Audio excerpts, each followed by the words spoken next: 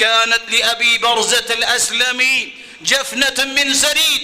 ابو برزہ الاسلمی رضی اللہ تعالی عنہ جب حدیث سنتے ہیں کہ بے بگان کی مدد کرو، مسکینوں کی مدد کرو، انہوں نے طے کر لیا آج کے بعد ایک پیالہ صبح اور ایک پیالہ شام صرف میں پکایا کروں گا.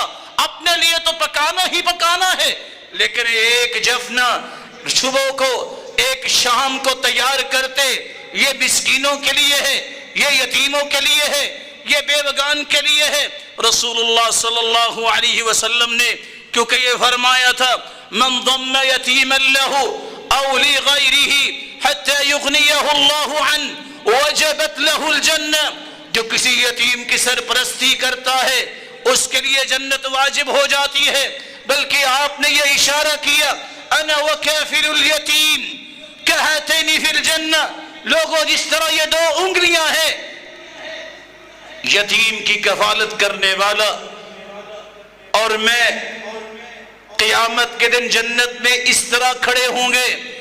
کسی بکری کے بچے کو پالنے کی تڑپ رکھنے والوں، باندری کے بچے رکھنے والوں اور بلیاں پالنے والوں، کسی انسان کے بچے کو بھی پالا کرو.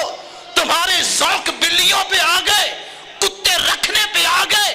کوئی بکری کا بچہ رکھتا ہے ضرور رکھو، لیکن بلیوں اور کتوں کو پالنے والوں کے لیے پیغام ہے کسی انسان کا بچہ بھی پالو، یتیم کے سر پہ ہاتھ رکھو، مسکین کی رکھوالی کرو.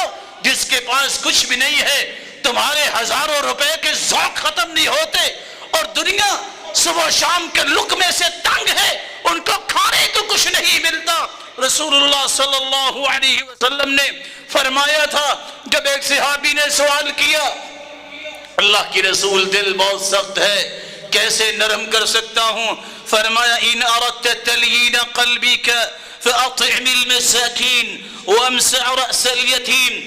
اگر دل نرم کرنا چاہتے ہو کہ دل میں اللہ کا خوف اور اس کی رضا آ جائے، اس کے دو طریقے ہیں. پہلا طریقہ تم فاطعم المساکین، مسکینوں کو کھانا کھلایا کرو، وامسع رأس الیتیم، اور یتیم کے سر پہ ہاتھ رکھو. رسول اللہ صلی اللہ علیہ وسلم نے فرمایا